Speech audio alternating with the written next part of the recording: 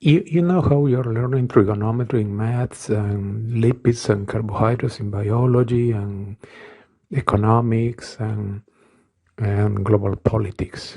And you know how you have textbooks, you have teachers, you go to an institution called Markham, and you have exams, and you study a lot for all of these economics and biology and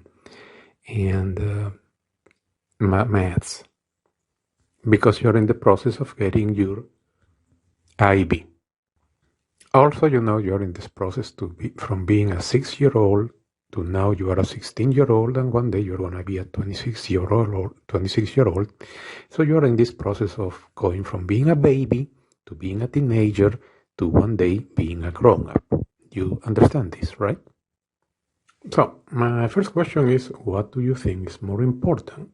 Learning the biology of lipids and carbohydrates, or learning to be a grown-up? My second question is, how does the learning to be a grown-up process happen? Exactly.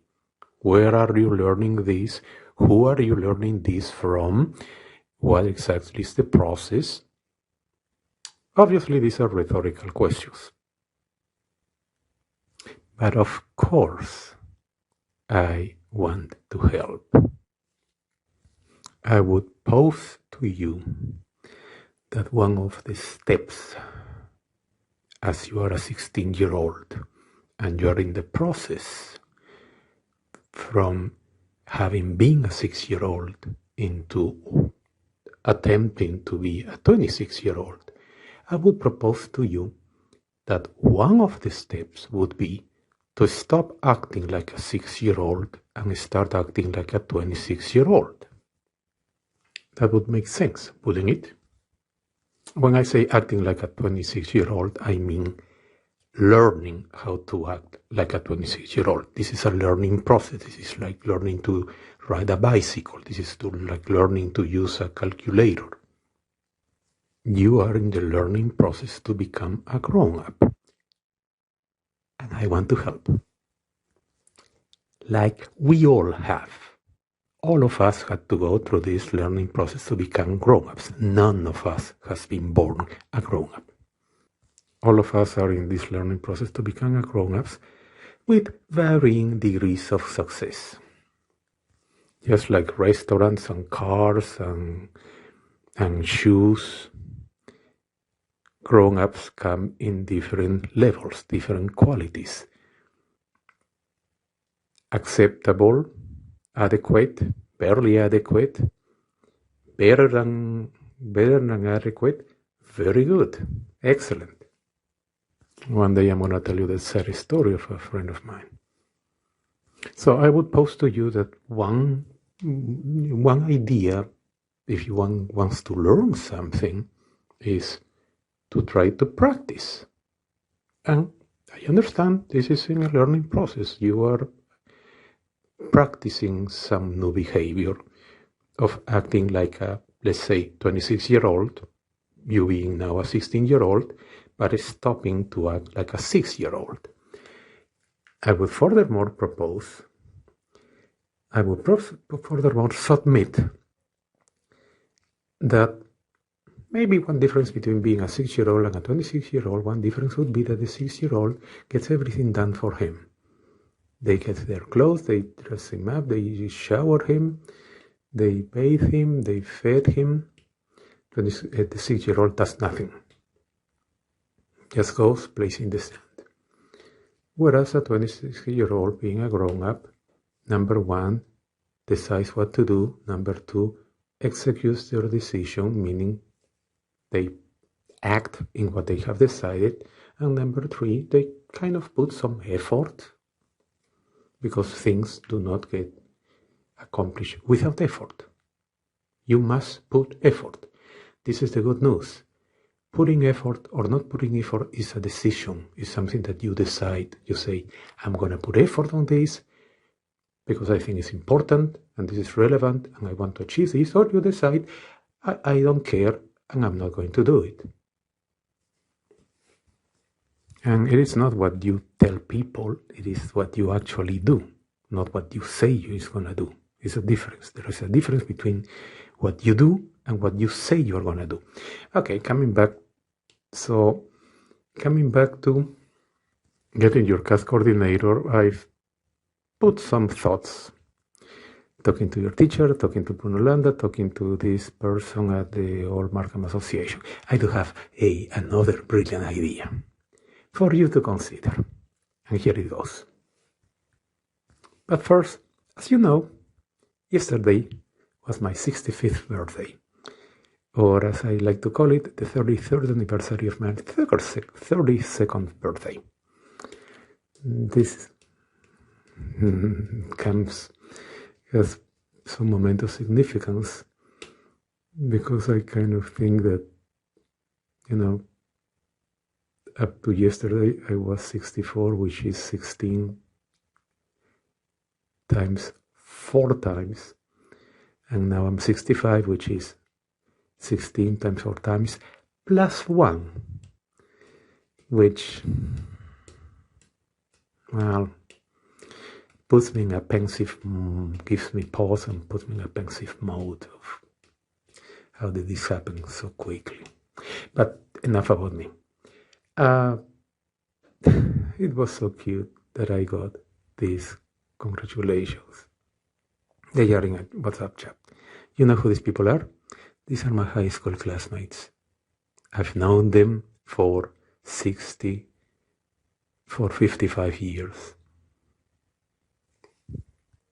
We shared all of elementary and high school together. We grew up together. And I just think that I've known these people more than I've known.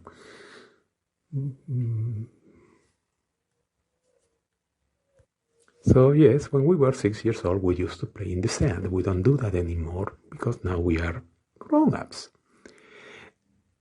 But we do get together on occasion. But the other thing that we do is we help each other in some little things. We do help each other.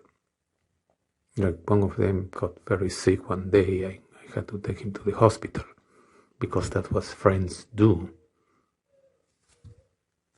Because we're not 6 years old, what we do now, what we used to do was play in the sand together. Now we are grown-ups and we do help each other together. So this is what I propose. Make a list of your friends. Take a pen, take a piece of paper, write down how many friends do you have, and make a list from 1 to whatever, and put their names. Albert, Bob, Charlie, Daniel, ABCD, whatever their names are. And then you're going to ask them for help for your CAS coordinator. And this is how you do it. You approach number 1 friend and you say, "Are you my friend?" And then he's going to say yes or he's going to say no. If he says no, that's the end of it. You scratch him from your list of friends and you go on to the next one. If he says yes, this is how you say. Number 1, friends help each other. Yes. Number 2, I need help. Do you know anybody who could possibly be my CAS coordinator? Then, of course, they won't. So you thank him. Then you can go play in the sand if you want, or whatever you do with your 16-year-old friends. And then you go to the next one, and the next one, and the next one, and the next one. And you exhaust your list.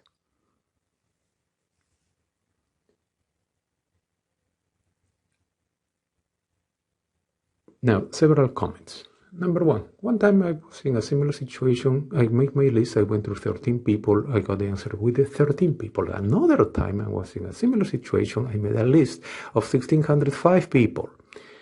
And I did, well, this time I wrote letters, physical letters in paper, which I sent in mail. I had to buy a machine to put the stamps in these days of stamps. I was looking for a job. I sent 1,605 letters. I remember going to the post office with a box with 2 boxes of letters. They knew I was coming. I had asked them how to send 1605 letters, and they told me roughly how to do it. And I got 3 job offers, which I explored, and one of them was incredibly significant for my career development. I would have not got the job if I hadn't sent the 1605 letters. I had 1605 names, addresses. I didn't know which one was going to be the answer, so I had to send 1605 letters. This is what you do when you are a grown-up. You set yourself a goal and you put the effort to accomplish the goal, because you're not 6-year-old anymore. One last thing about doing things. The other thing I've mentioned to you, but don't know if you remember or not, is that the larger part of your brain is your subconscious brain, or actually the larger part of your mind is your subconscious mind, and you have to eventually learn to work with the subconscious mind. And human minds, to me, are like having a friendly horse, very big, very strong, somewhat with a mind of its own. And your conscious mind, which is a smaller part of your mind, says, I want to go right, and your subconscious mind says, nah, let's go left. And you end up walking left, because then you tug the reins and you keep going left. I'm running into a problem of this right now this week, because I cannot possibly get back on my diet. I've done everything. I mean, it worked so fine for a year, and now it stopped working, and I don't know what to do. But I just keep losing it. So I have to do something else and get back on it. So back to your subconscious mind. Now, one of the things is, now this happens to me, and I don't know if it happens to you. I'm totally, absolutely, completely incapable of telling if, I'm very bad at telling if an action I'm going to do is going to be successful or not. I have finally learned to absolutely ignore, disregard what my subconscious brain keeps telling me. This won't work, this won't work, this won't work, this won't work. I am unable, I'm incapable, I cannot possibly come to a conclusion, decide if something I'm going to try is going to work and I'm going to be successful or not. I can't. I have a lifetime where I have finally convinced myself that I cannot. So what do? I tuck in my shirt, pull up my pants, and I just jump into the task with all my strength, with all my decision, with all my force. And to my greatest surprises, I'm successful. I reach the goal. I accomplish my objective, and everybody is amazed, and I'm the most amazed of all, because my judgment is completely erroneous. On this regard, I read a little story that is very telling. It's a little one-paragraph thing. Suppose that you get an email from God herself. You get an email, you get a chat, you get a signed certificate from God telling you that if you decide to start a task, a certain, definite, well-defined, specific task, God gives you His personal, unqualified, irreversible, definite guarantee you will be successful, you will prevail, you will accomplish it, you will finish it. And you have the written certificate, the written guarantee from God. You will do it.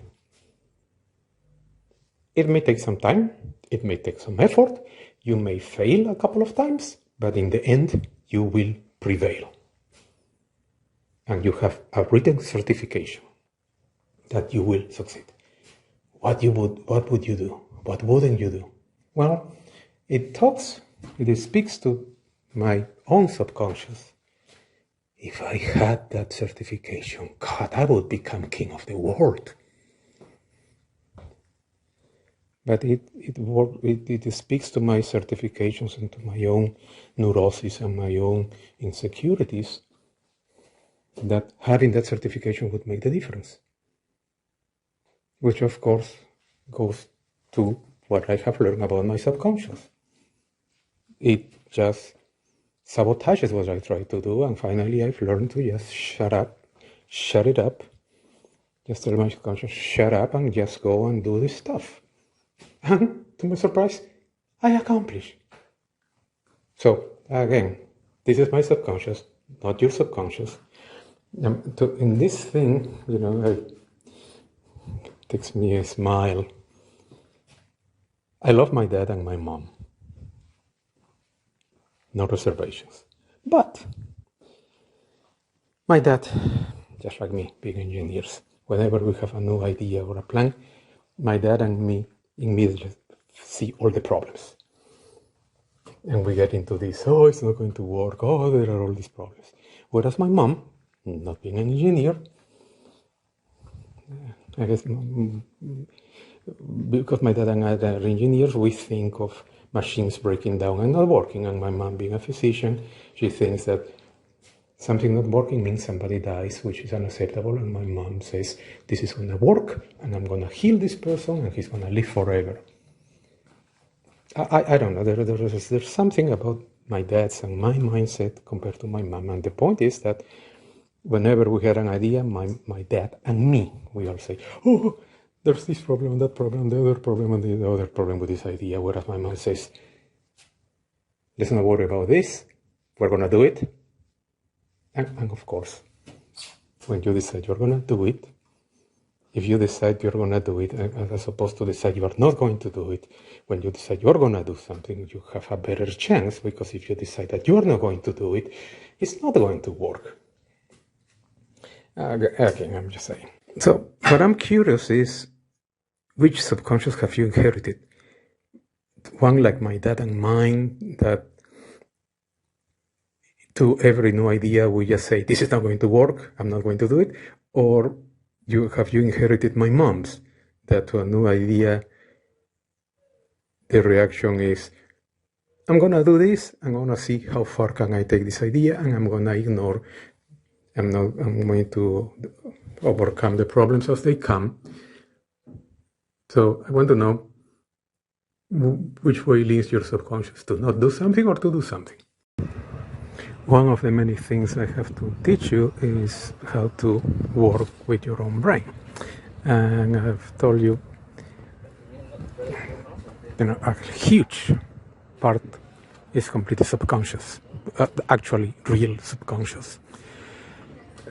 But in general, in my opinion, many of our reactions are completely automatic. As I look at myself, maybe 80% of our decisions are automatic, are not completely conscious, not completely thought out.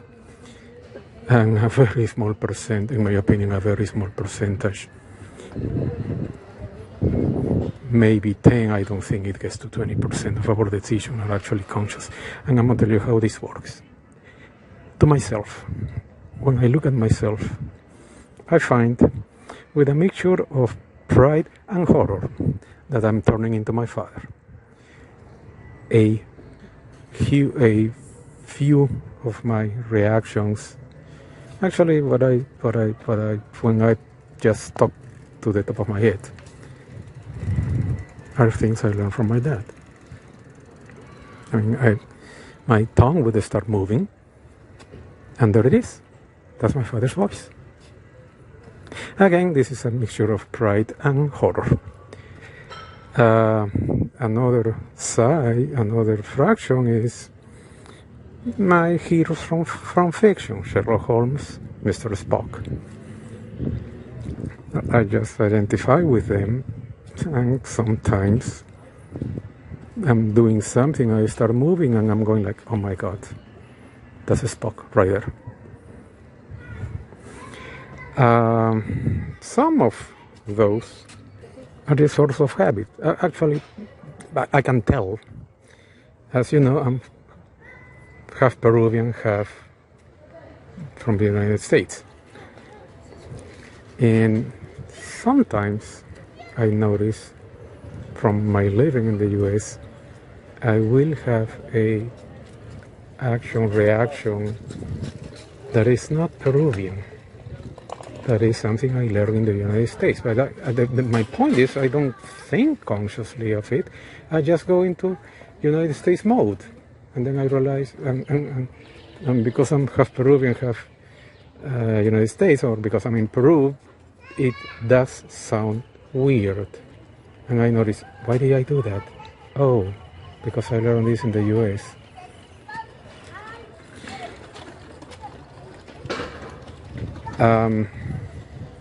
And some things are just a force of habit. For instance, I do tend to intellectualize things because I am big on brainy, nerdy things. I don't go the emotional route, which is something that Peruvians kind of like to do a little bit, but I go into the Vulcan spoke route, the intellectualization route, which is a little bit cold maybe. So, but my whole point is that you have to start watching that you think you are conscious.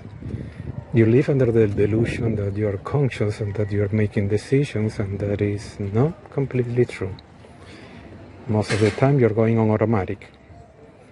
Now, that's not completely bad, because now the trick is that you learn, good automatic things, and you do things automatically in the right way.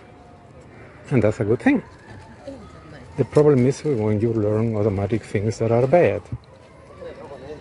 So, for instance, I'm struggling with my diet, and part of the problem is that I'm kind of in this diet in an automatic way. I just started doing things and I started losing weight, and now I've stopped.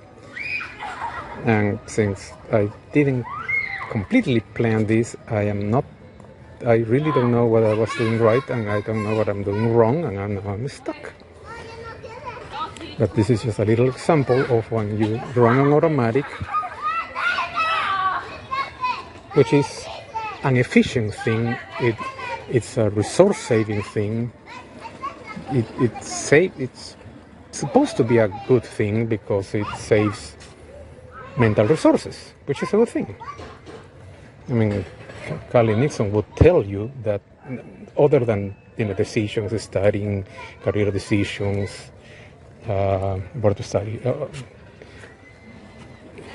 our brain runs in automatic because the amount of information, just from standing up, just to be standing up into as bipedal mammals.